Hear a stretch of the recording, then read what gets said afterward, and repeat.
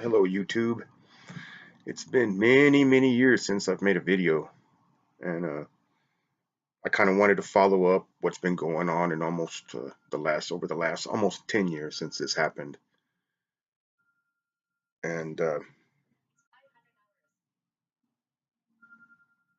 my alarm clock is going off.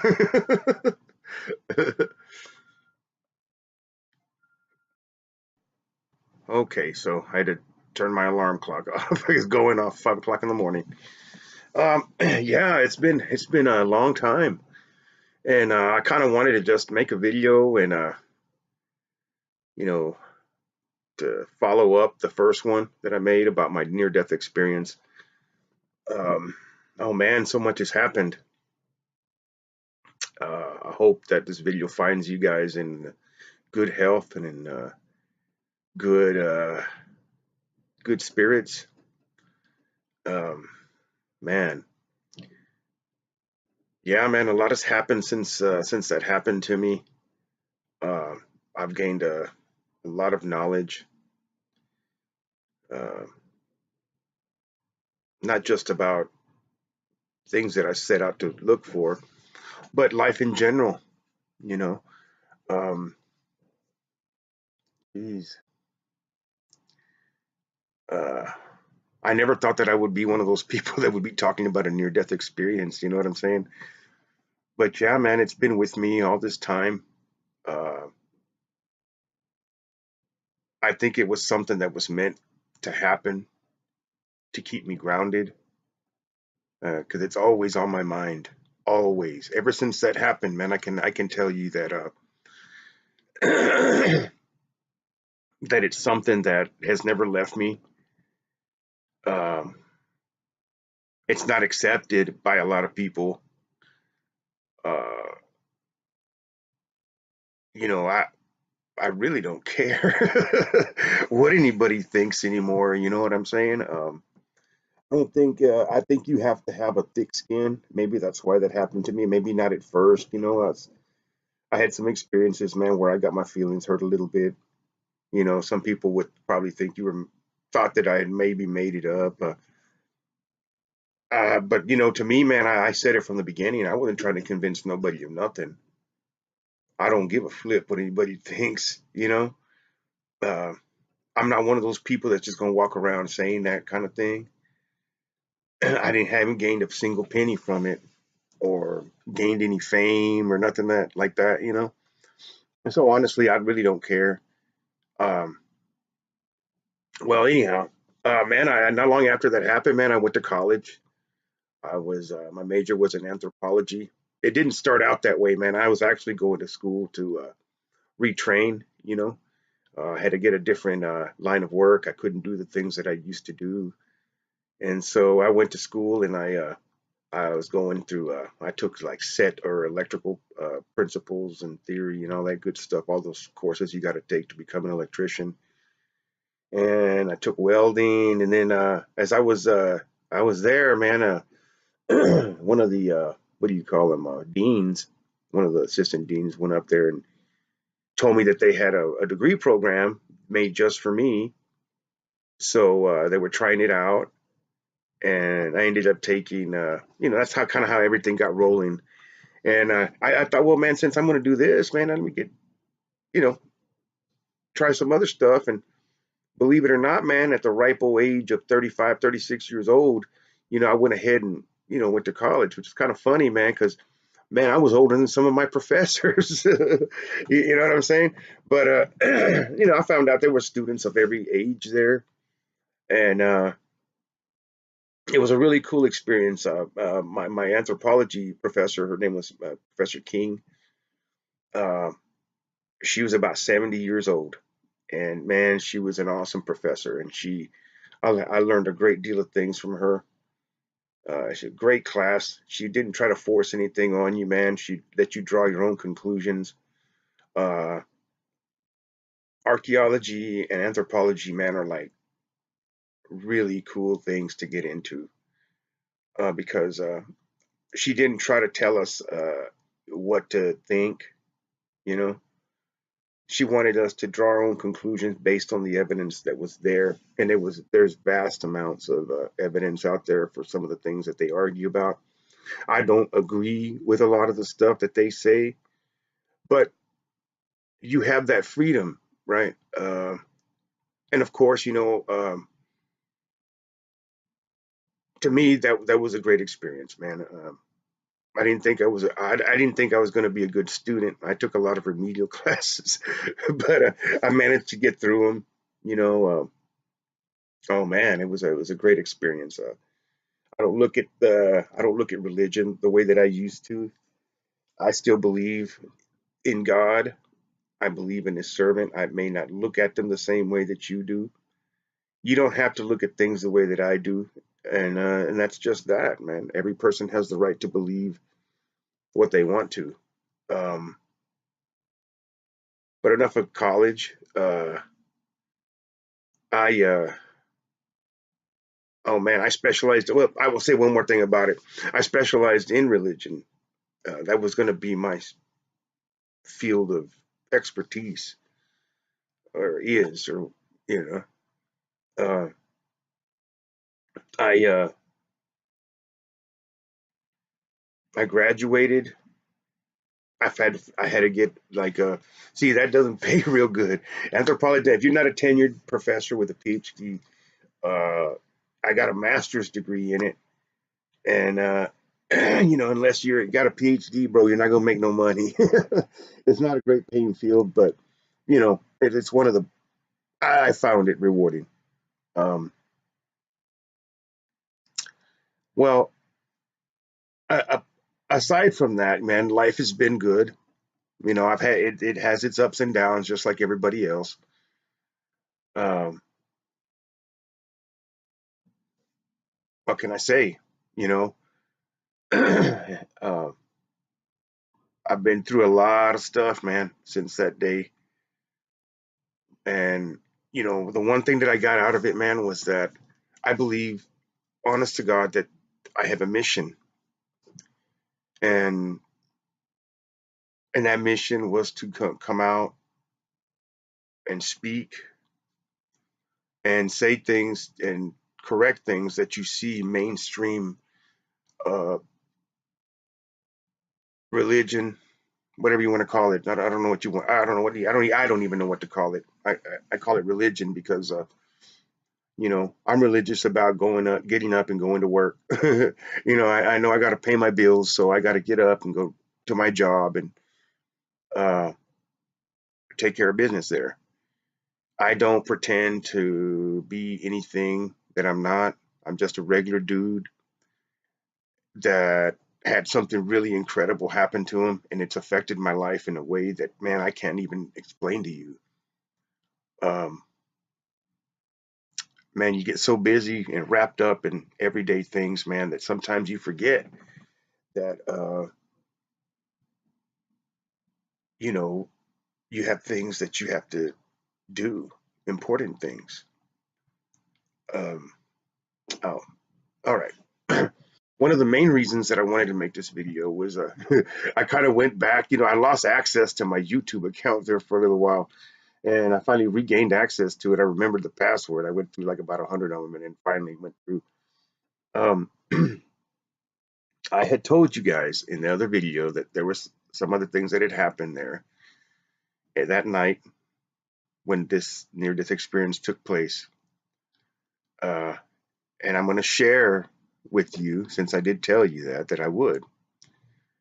Um, okay, so I'm laying there. Before they put the tube down me, they had this mask on me.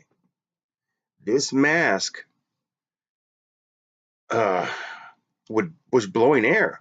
I mean, that's the only way I can describe it. It would blow so hard, bro. Dude, it would like blow your mouth open. I don't know what they called it. They had cannulas in. That wasn't doing nothing. Nothing. You can see the O2 on your machine.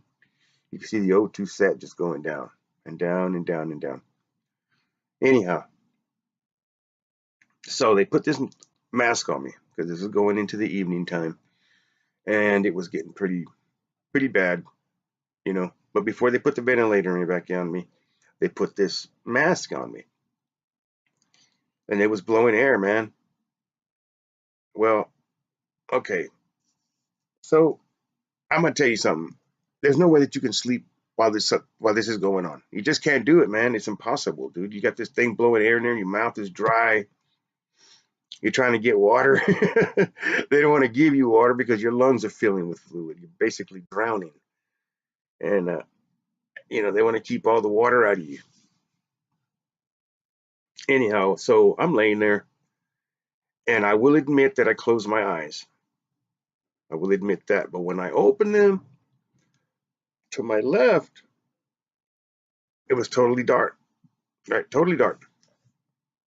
Which was kind of, I knew something was wrong right off the bat, because you see, in my room where I was in that recovery room or whatever, to the left there was a nurse. There was a window. Okay, there's the door. There's a window there.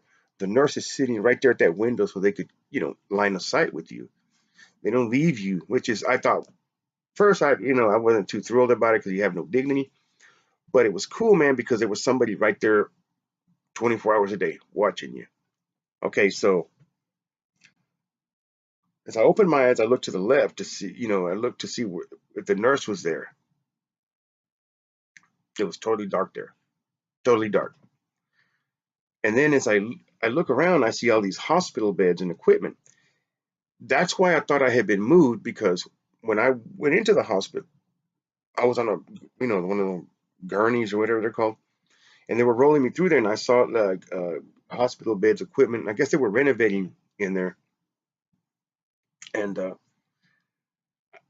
I just remember that. I thought, man, they must have moved me while I was asleep. I thought I had fell asleep.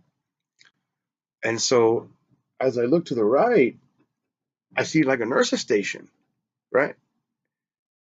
And I'm like, there's nurses there. They're different colors, black, green, pink, in this big nurse's station.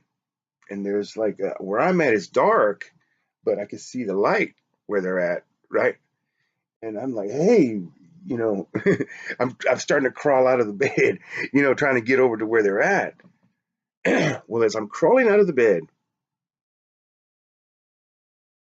someone grabs my wrist,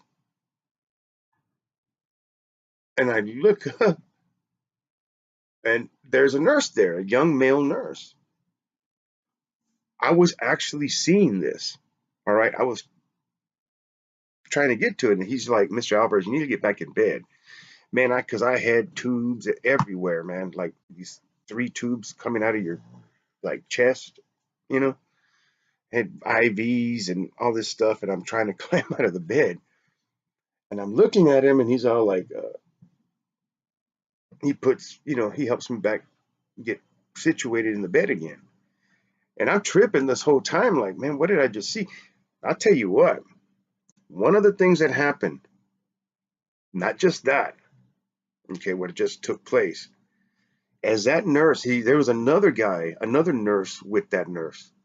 There was a young Hispanic guy, the one that helped me get back, situated in the bed, and there was another little white kid, and like another nurse, another male nurse. And as these clowns are walking out of my room, I hear the young Hispanic male nurse say, "Yeah, he's scared."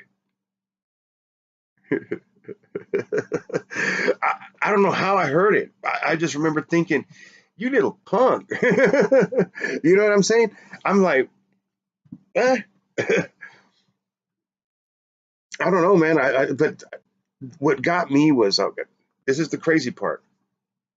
Like I said, the nurse's station was to my left, all right, and you know the window and the door and all that was there. Okay. To the right, the room that I was in was like a big recovery room, you know, and there's a window there. Well, I was like on the second or third floor. I don't remember. I think it was the second floor. But across from there, there was like another part of a building, right? I didn't know this, but across the way, because there was the window, and then there was like a part of the building, like the roof part of the first floor, and then on the other side there was like a wall there, but had a window.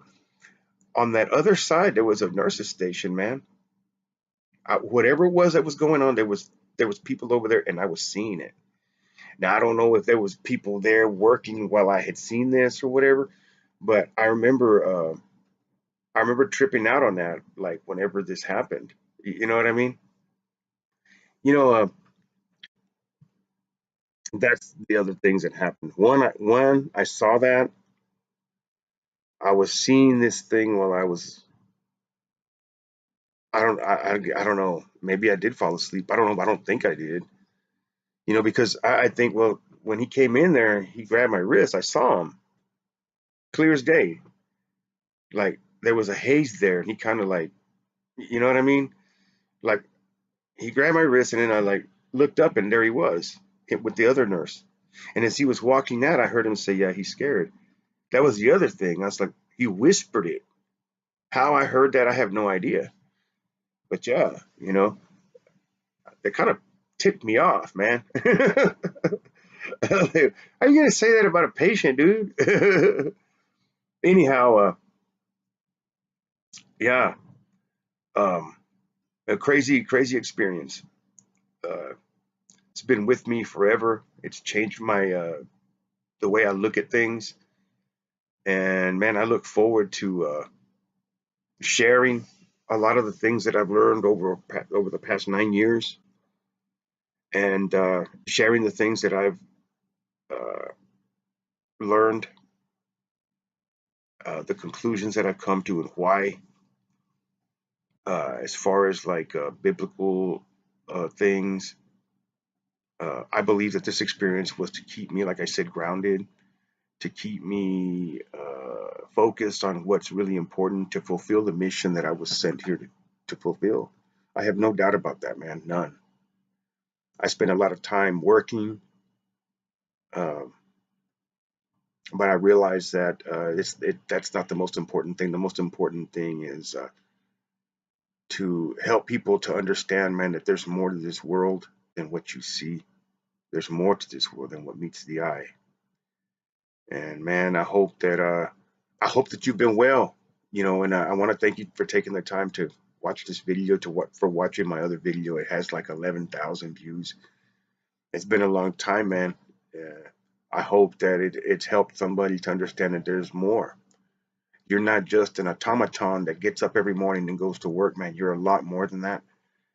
And we're not just here to just work and uh, consume. We're here to look out for one another and put all of our petty differences aside and start looking, for a better way, to live. You know, I think that everything that we do, I know that everything that we do right now has implications into the things that go on after death. And I hope that you understand, man. I'm not just some nut job that believes this. I've had negative experiences as far as like sharing my story with people, but that hasn't stopped me, and it's not gonna stop me, man. I've had some crazy experiences actually. Kind of backed off a little bit, man, but I realized that you know when things are not going your way or things aren't going well. I mean, things aren't going to go well. That doesn't mean you stop. That means you regroup and you start over again. And man, I want to take you on this journey with me. And man, I think it's time that I start to share everything that I've learned, everything, all of my experiences with this. And man, I look forward to it. Man, God bless y'all. And thanks for watching.